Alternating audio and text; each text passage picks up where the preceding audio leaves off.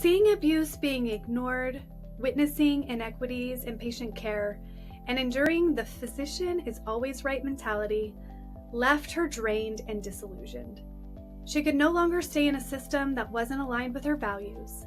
She needed to find a way to help people heal holistically without suffering compassion fatigue and burnout. And that's exactly what she did.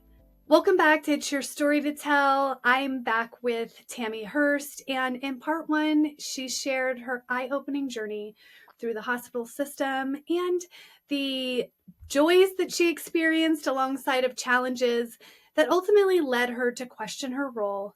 And in this episode, we're going to dive into the next chapter of Tammy's story, and that's going to be about how she became a nurse coach, found her mission, and began transforming lives. And I really love the goal. It's a lofty one, but she wants to make nurse coaching a household name. Welcome back, Tammy. It's so great to have you here. So good to be here, Megan. Thank you. So tell us, what was it that gave you the courage to take the leap and try something new? You said, you've been in nursing at the bedside a long time. And so walk our listeners how you came to this shift in your career. Yeah, I would say just overall, the shift came from burnout, right? Just like compassion fatigue, burnout, just ready to not be doing the same thing over and over again. That causes such joy, but a lot of frustration as well, right? One of the things about nursing that's always frustrated me is that we aren't respected by a lot of people. I think the general public is very respectful of nurses. I think anytime I've ever told anyone I'm a nurse, they're like, oh, what a noble profession. That's awesome. Like, I really do feel respected, but the people who I feel like should really respect us in the hospital, the people who work in the hospital, I don't feel the respect at all. In fact, I come home with stories to my husband and he'll say, nowhere else can they talk to people that way. There's no other profession where that is allowed. That's an HR issue, right? So I think that's a big part of it, just kind of blanket. Different things have happened to make the situations worse. That's really led me to break away from this job that I really thought that I would be at until I, retired at 70 or died, right? Like I really did think that so when I started to think about like, I don't think I want to do this for the next 20 years, it was very unsettling because this is all I ever wanted to do. There was nothing, there were always these things. It's funny, on this entrepreneurial journey, my husband was like, but you've always been an entrepreneur. Like you've always done, and he's right. There's always been these little like side hustle things that I've done, but I've really thought of those more as like a hobby, right? Like of something to do just because it was a lot of fun or I enjoyed it. But there was never this, like, I am going to start a business and leave the bedside. Like there was never that thought. And so when I started to feel like almost a panic of, I actually can't do this for another 20 years. Like it was almost overwhelming because what do you do when you've been a labor and delivery nurse for almost 30 years? Like what else do you do? So I began this quest to find something else. And it was a journey. Like I tried several different things. I'm not sure how much you want me to go into it, but no, I'd love to hear what you tried. Yeah. I think the big shift in my career, or my journey, I should say, was the incident at the hospital where the doctor told me to go work in Africa. It was at the nurses' station. It was loud, it was witnessed, and it was completely inappropriate because as far as I know, Africa does not have like a standard healthcare system to serve all of its people. And for him to, a white male doctor say this to me, like it was supposedly going to make sense over the situation, it obviously didn't. That was probably the biggest hit to, oh my gosh, like what what am I involved with? What is the situation? I'd worked at this hospital for 12 years. Like, it wasn't like I was a new Wasn't nurse. you're the new right? Yeah, exactly. I wasn't a new nurse. I knew what I was doing. I knew what I was talking about. And yet I was met with money is more important than people, right? And that was the whole issue of the argument, was that he didn't feel that it was right to treat people who were on government assistance the same as people with private insurance. And I mean, he did not believe they should receive the same care. And and to say that out loud and with such boldness, and it was disgusting, right? And so that was sort of the moment that I was like, oh my gosh, if I don't belong in this amazing hospital, right, this magnet hospital that has an amazing reputation, it really left me thinking, like, where do I belong? So I left there. I worked as a travel nurse for a little bit at a hospital, actually at the hospital I'm working at now, which I loved, but I didn't want to stay there. I thought, if I'm going to leave that magnet hospital, maybe there's something more, right? Maybe there's something else I need to do. And I used that travel time to kind of just start to think and figure things out.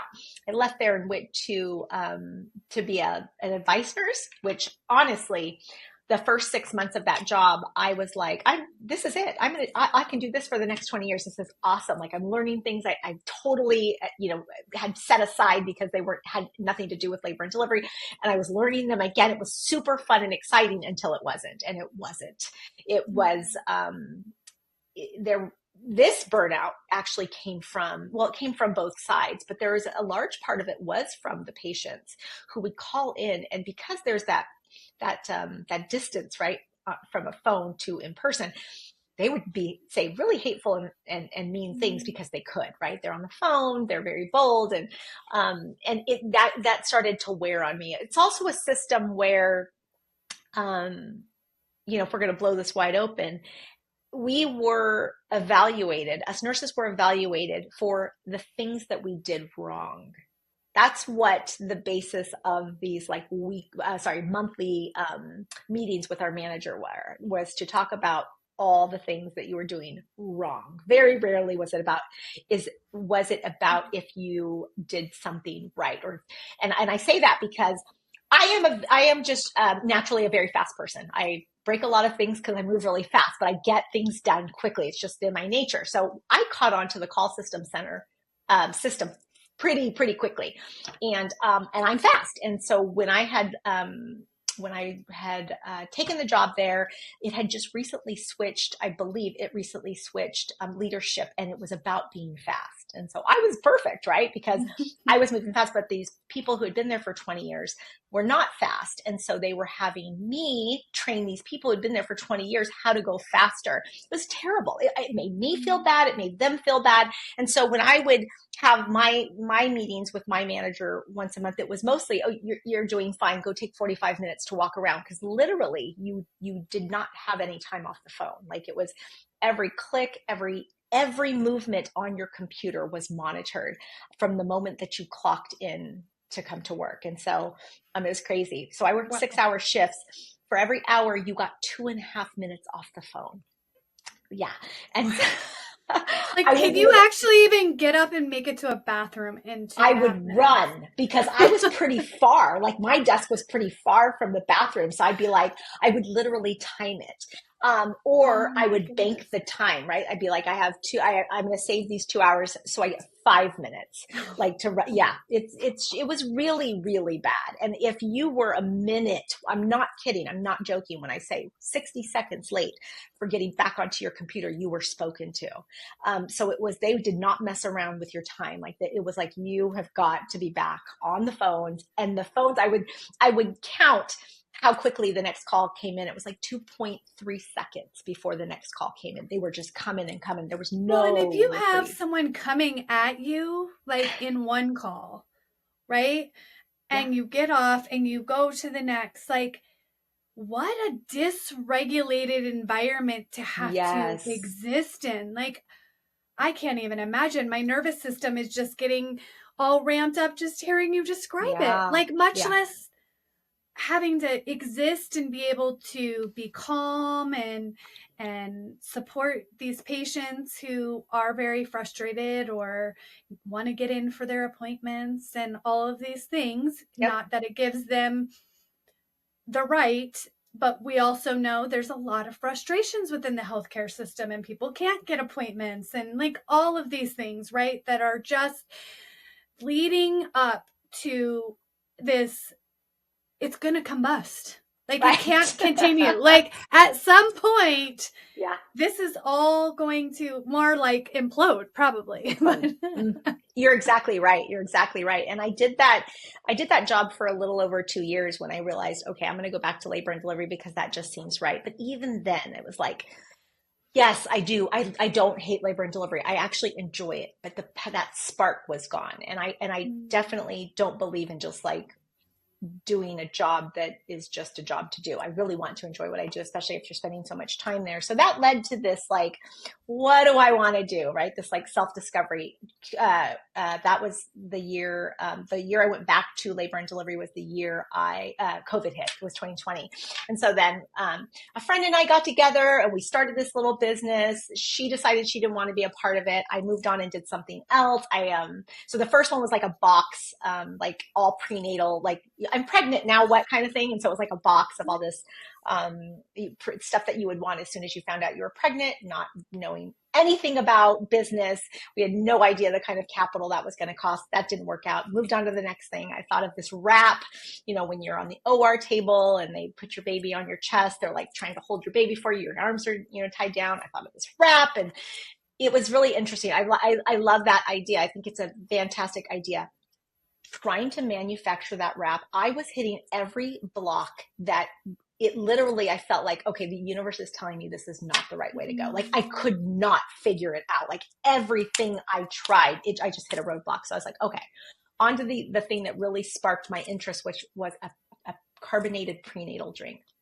So totally had that formulated. And when it came time to manufacture, because again, had no idea about business, it was going to cost $250,000 to manufacture the very smallest amount of product. And so I was like, I should probably make some more money. How do I make more money? And I stumbled upon nurse coaching. I stumbled upon it. In fact, when I had booked the call, it was, I don't know, a few days out or something. She called or sent me a text an hour before and said, "Oh, reminder, we have a call in an hour." And I almost in that moment said, I don't think I don't know anything about nurse coaching, whatever. I don't know what coaching is. Like I didn't know anything about it. But in that moment, I almost said, you know what, never mind. And then I thought, let me just. She had me convinced in 15 minutes. Like I have the chills when I say it because it felt like the way she was explaining it to me, it was exactly like what I felt like was missing, even though I wasn't even sure. Like she was just giving me the gist of like what it meant for people to experience what nurse coaching was. And I can't tell you how I knew in that moment it was exactly what I needed in my life and exactly what I wanted. So after going through the course and really understanding and connecting with what it means to be a nurse coach, oh my gosh, it's that labor and delivery passion all over again. I mean, I haven't felt anything like this before except for when I first became an L&D nurse. So I have been doing nurse coaching for a little over 2 years now. Yeah, a little over 2 years now. It is the greatest joy.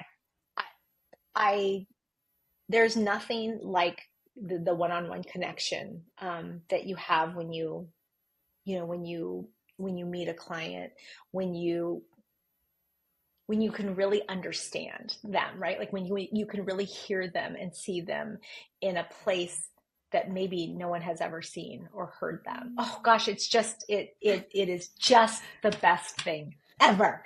And it's so much like watching something be born, right? Yeah, I mean, like when I think about it yes, and like what the miracle of like transformation really is so comparative to the journey of, pregnancy and all that time that goes into rebirthing even yourself and whatever it is. And so I can absolutely see why it would feel so familiar and get you so relit.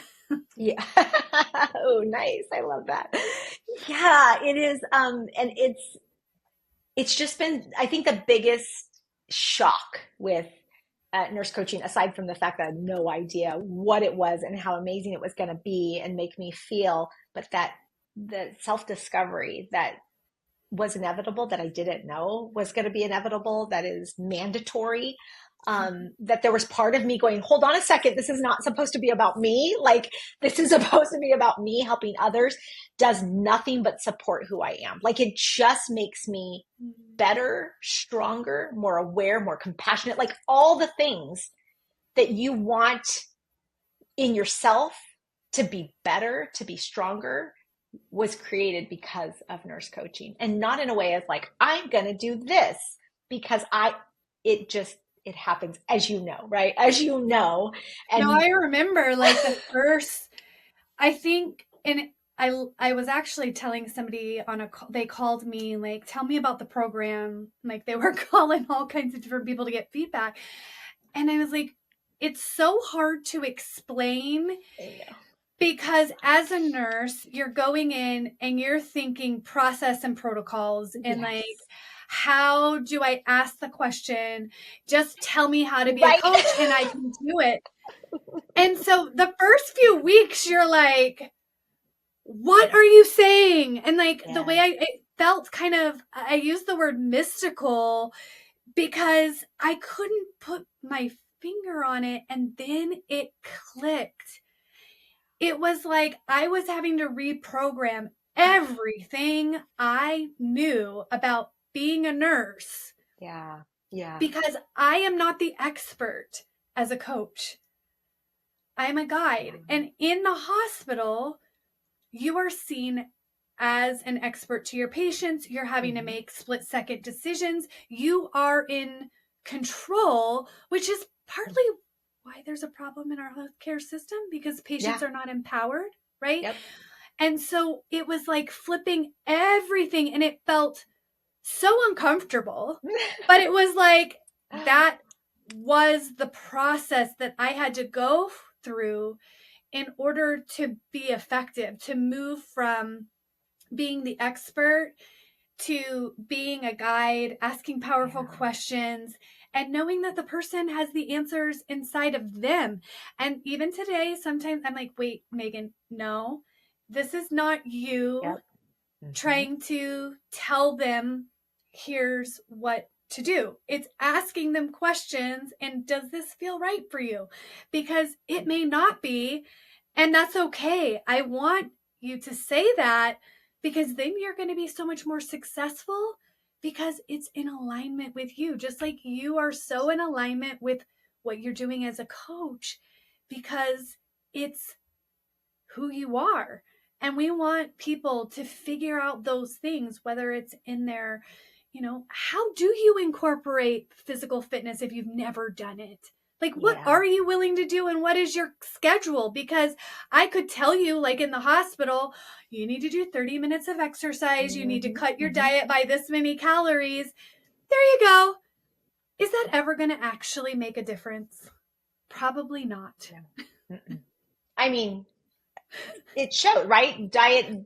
All these diet programs and exercise programs, there's always a new one because it isn't successful, because just telling people what to do doesn't actually work. And I actually find that to be the best part of nurse coaching, is that I don't have the answer. I love that. I actually, as much as it's so great in the hospital,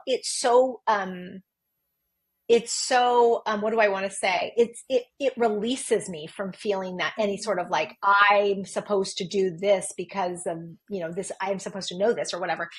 I feel completely relaxed and at ease, knowing that I don't know the answer and that they do, and that we get to bring that out of people. I mean, talk about empowered, right? Talk about empowered. Like, how more could you be empowered but to give people the tools or just guide them in the right way to find their own answers and find their own peace. Cause that's what comes from nurse coaching, in my opinion, is a piece. I do have a great story of, it's a quick one, of someone, one of the first people I ever coached. She was actually, I coached her while I was in the nurse coaching program.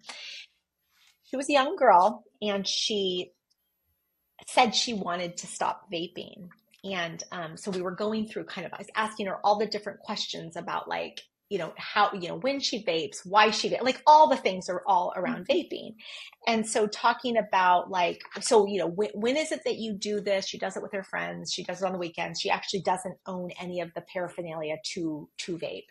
And so talking about what does it look like not asking or what does it look like not having your friends give that to you, like asking them, I'm in this situation where I'm trying to stop, maybe don't give me I can't do that.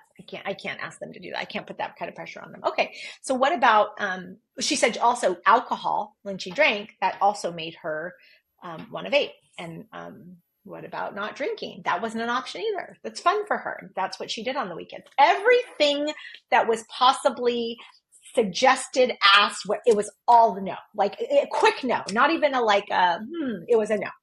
And so I said, you don't want to stop vaping. And she was like, yes, I do. No, you don't. Yes, I do. Almost became a little bit of an argument until she was like, no, I don't.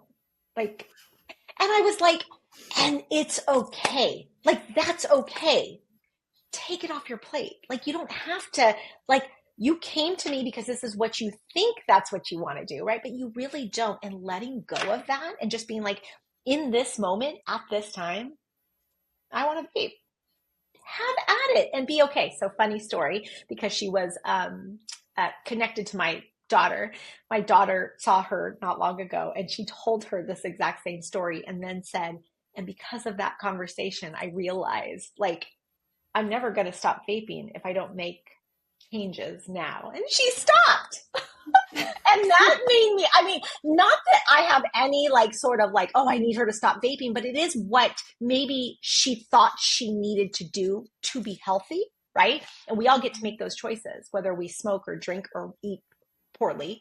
Like, if that's what you want to do, great. But if you really are worried about health and you really want to stop those things, we do need to look at that a little bit closer, right? So I just thought that was a great story because it was one of those things where it's like, it's a testament to coaching where there's zero judgment. I'm not here to tell you what to do or even judge what you decide to do, but get you into a place where you feel peaceful about whatever the decision is that you make. And I think that is super empowering.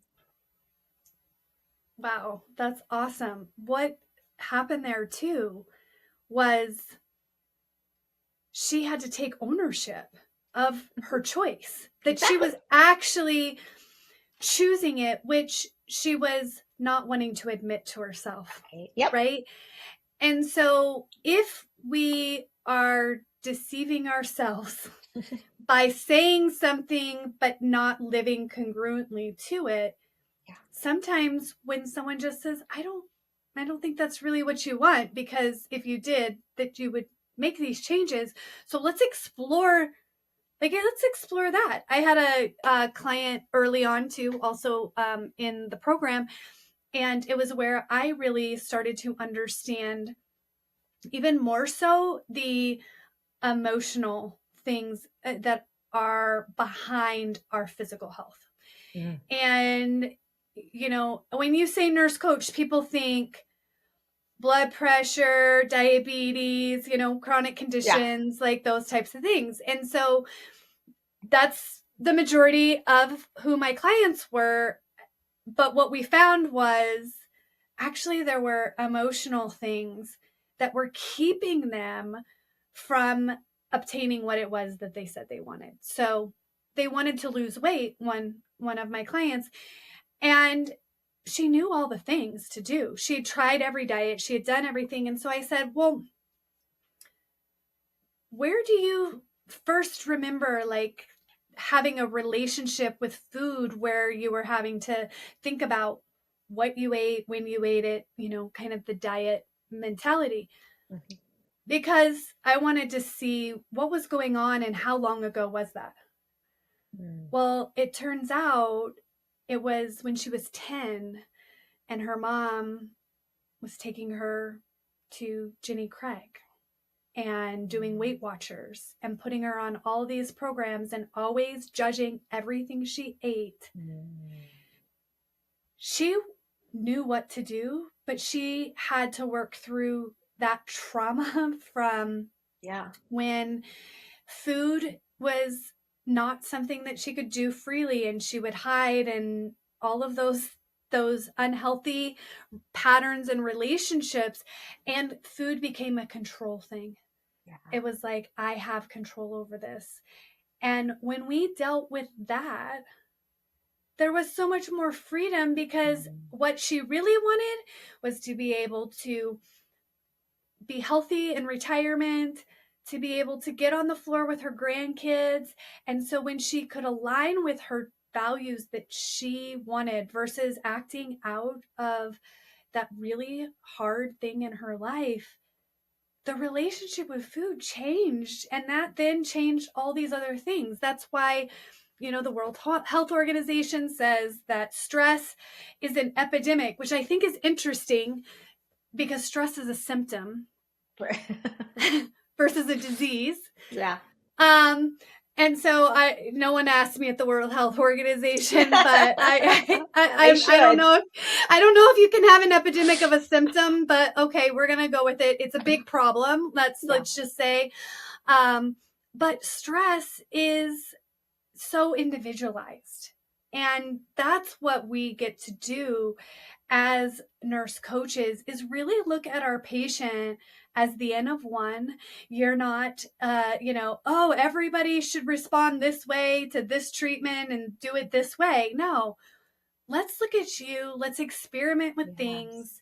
And if it could be emotional, it could be spiritual, it could be physical, like, we're not sure. So let's just start talking about it and try to find where the root cause is, so that we can actually start there. And then guess what? All these other things start healing themselves. And one of the things I'm super excited about is the Aya Ring platform, and how that's going to be coming into the world and helping people with understanding their stress and getting curious, because really it's all about curiosity.